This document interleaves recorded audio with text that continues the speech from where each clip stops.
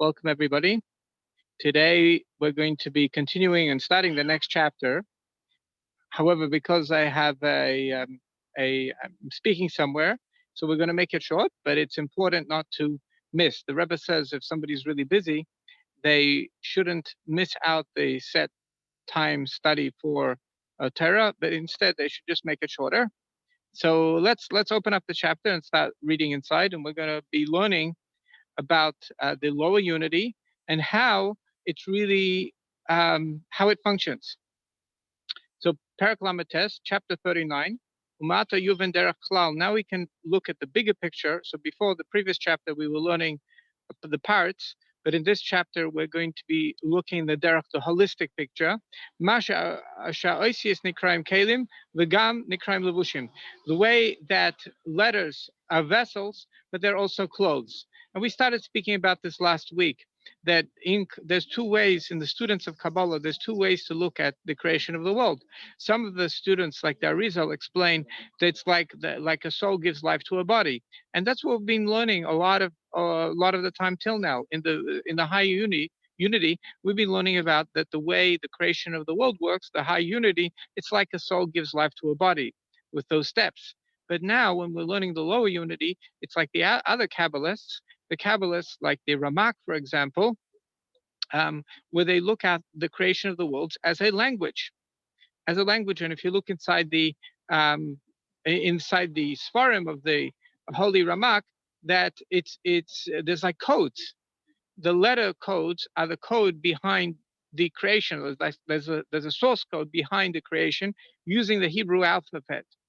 And as we know in a language, you have to all agree on the meaning of words for the meaning to be passed from one person to another.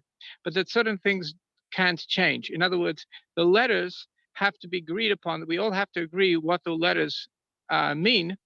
And but on the other hand, when you're starting to put words together, then sometimes when you're putting words together, what happens is that the meaning changes according to the way the words are together. So that's why when when the meaning has to be constant, they're vessels. But when the meaning, when it's a bunch of words, paragraphs, then the words become like levushim, clothes, and you keep on changing them in order to get the new concept, the new core idea across. Because at first, seemingly, a vessel is part of an essence. Gam shehu magbil etzem, and he even though he limits the essence to the borders of the vessel. We learned last week that there are vessels there are letters in the essence of the soul, and they were always there. That's what a soul is. It makes letters. They're one with the essence. Just like you have engraved letters in a picture, you can have like a engraving, a wall engraving, or you have sometimes letters stick out like in coins, right? Like this is letters in a seal. When you put a seal onto wax, so too is spiritually. You have the letters of the soul. Some of them are more like engraved, and others are changeable.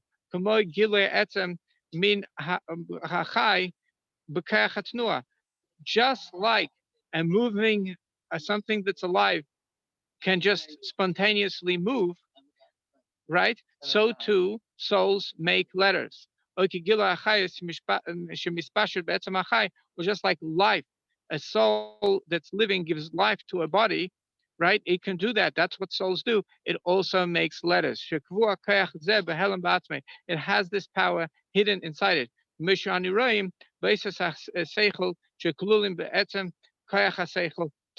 Just like we say in the power of intellect, there's always letters in the essence of the intellect. As soon as he brings out the idea from the power to make thought, right, the liquid around the brain, what powers ideas, immediately letters come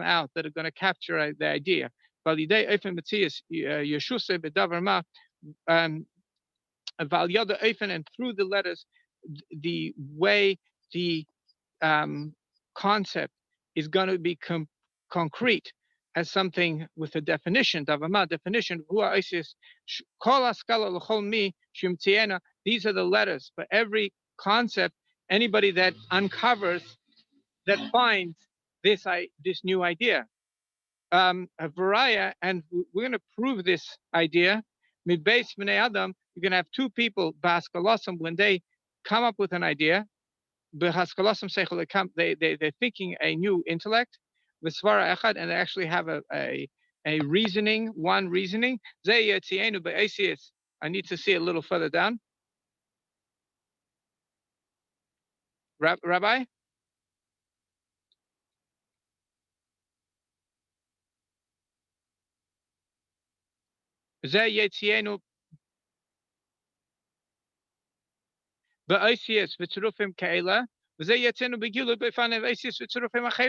One person will express the same idea with certain words, and another person will express the same idea with a combination, different combination of words.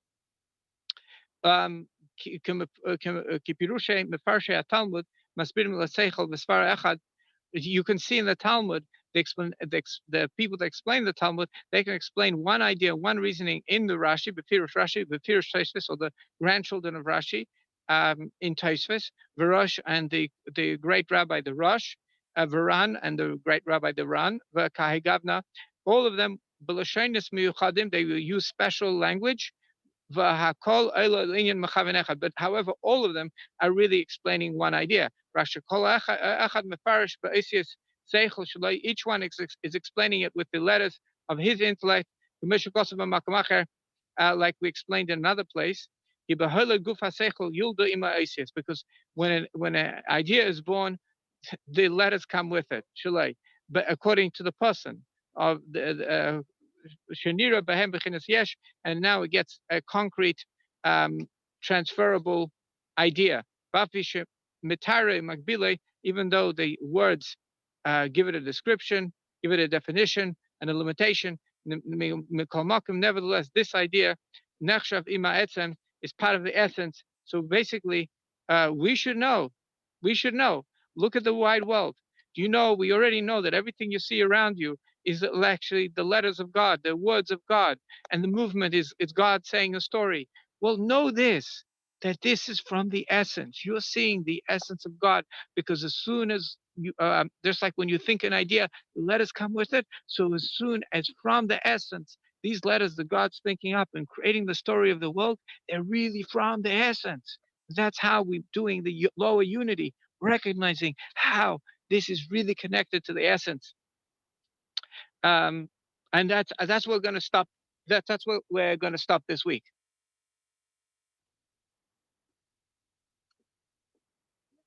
Thank you very much, Rabbi Chirik. Okay, great. It's definitely something to think about for the whole week when we walk around, to realize that this is all these letters that we're seeing around us is from the essence of God. Beautiful. Thank you. All the best.